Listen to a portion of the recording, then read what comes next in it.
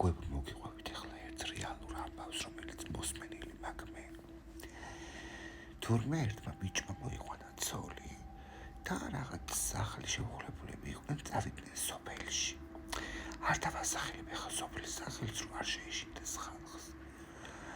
და ყოლიან ათესავი მოშორებით ცხოვრობს თურმე და უთქვია, რომ სირცხვილი არისო, წავალ მივაკითხო, ნახაო. და წასულან მარტოდ ნაცხოვრება თურმე ის კაცი. ასაკიანი კაცი ყოფილა. წაუყვანია მისი ცოლი ჩამჯდარა მანქანაში და წასულან უყიდიათ რაღაც პროდუქტები მაღაზიაში და წასულან. მისულან ამ კაცთან და ეს კაცი ცოტა ცივად დახვედრია ამათ. ხო რაღაც შეესვლა სახლში მოვუკითხე და ამ კაცო თქვია, მეო ასაკიანი ვარ უკვე და ჯობია დავისვენო, თქვენ წადით არ შემოგახამდეთ გზაზე. და მოკლედ ესე ცივად გამოუშვია ესენი. და ხამიც თქვია ასაკის გამო ალბათ ხო ასაკში არ უნდა თხოვნი ადამიანების შეწუხება, ისაც ეს კაცი ყველგან მოწყვეტილი ყოფილა. წამოსულან თურმე ესენი სახამო გვიანი არის თურმე, ესენი წვანან და ვიღაც იძახის თურმე ჭიშკრიდან ამ ბიჭის სახელს. ამდგარან ეხა კაცო გავუხედიათ ვინ არის, ხო კაი ამის თქვია გავარმე. გასულა ვიღაც ბიჭი ყოფილა და უთქვია, ეხლა დამირეკაო იმ კაცმა ვისაც იყვნენ სტუმრად და შენზე მითხრაო, თუ შეუძლია სასწრაფოდ მოვიდეს ჩემთან. ამით ვფიქრია, ალბათ რამე დახმარება ჭირდება, ან ცუდად ხო არ არისო, ვერ მოუფიქრებია, სხვა იმტვიჩ ვერაფერი. ჩამჯდარა მანქანაში და გაქცეულა. მისულა ამ კაცთან ჩამკრალი ყოფილა სულ შუქები, გარშემო არავინ საერთოდ. მისულა აკაკუნებს თურმე კარებს, აკაკუნებს და კაი ხნის მერე გაუღია ამ კაც კარები. ხო და რა გჭირსო ხოხარო კარგადო, რა კაც თქვია, რა გინდა, რატო მოხვედი აქ, რატო დაბრუნდიო. ხო და ვიღაც ბიჭი მოვიდაო და შენზე მითხრაო, რომ დარეკაო, სასწრაფოდ მოვიდესო, ჩემთვის გითქვია. ამ კაცო თქვია, მე რანაირად დაგირეკავდი, ტელეფონი არა მაქვს. შემოდი შიგნით, თორე შინაგდან ცოცხალი ვერ გახვალ, ვერ დაბრუნდები სახლში. არ წახვიდი, არ დაბრუნდეო. დილამდე მოიცადო და დილით მე გაგიშვებო. ამ ბიჭი თქვია, არა კაცო, წავალ მანქანთა ვარ, ვინ რა უნდა მიქნასო. შემოდიო, თქვია ამ კაცს. აი, შესულა ხა ეს ბიჭი, რა უნდა ეკნა ხო?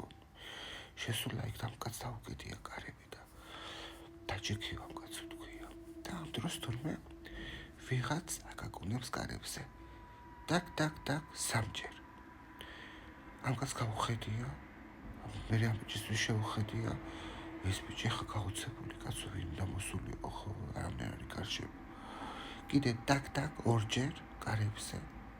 კიდე ეს კაცი არ იწრება თუ. კიდე დაკ ერთხელ და ამით თქვია, ანუ რატო არ ახებ კარებსო? იქნება ვინ არისო და ამ კაცს თქვია, ეს არ არის ადამიანიო. შენს გამო არის აქ მოსული.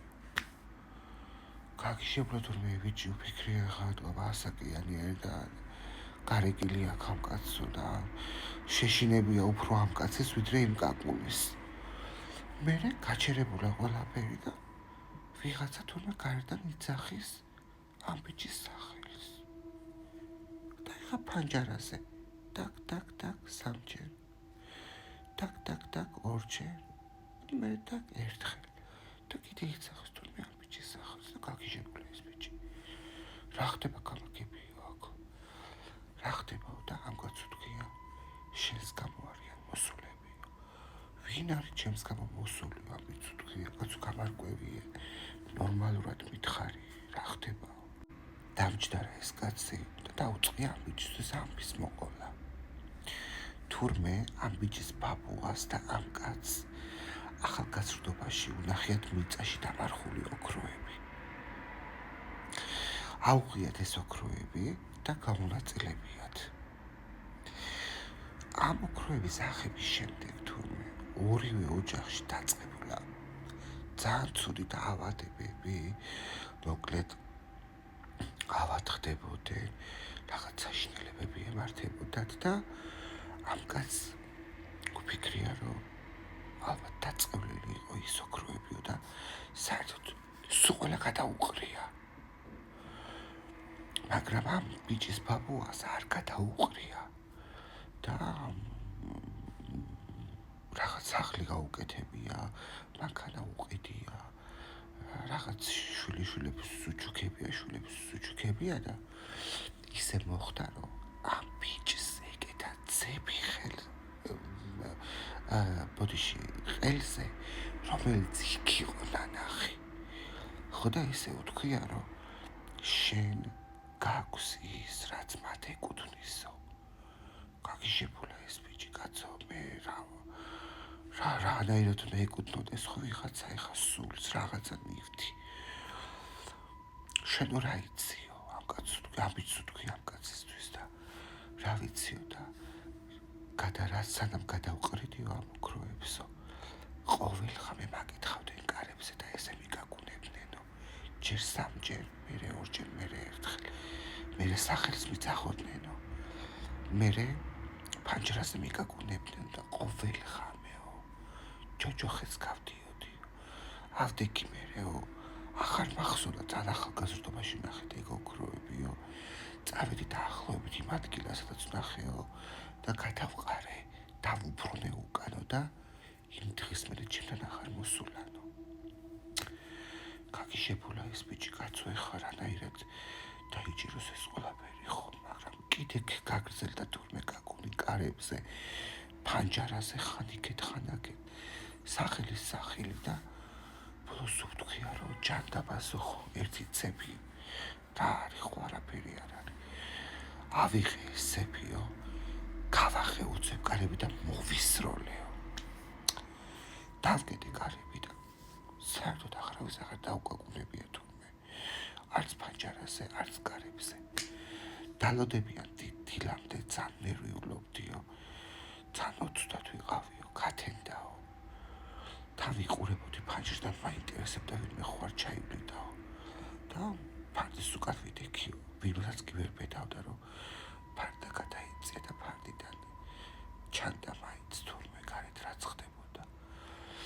გავედი დილით გარეთო და არსად ცეფი არ ეკდო. წარმოიდგინეთ, არსად ცეფი არ ეკდო და წავედი ისე სახლშიო. იმ დღის მერე მე მგონი იმ სოფელში მე ერთი ორჯერ ვარ მარტო დამყოფიო, ისეთი შიში დამიტოვაო, საერთოდ ვეღარ ჩავდივარო. არ ვიცი ხო მე რამდენად მართალი შეიძლება იყოს ეს ამბავი, მეგობრებო. იქ თქვენი გადასაწყვეტია, მაგრამ რაღაც რო არსებობს ამ დედამიწაზე, ეს ფაქტია.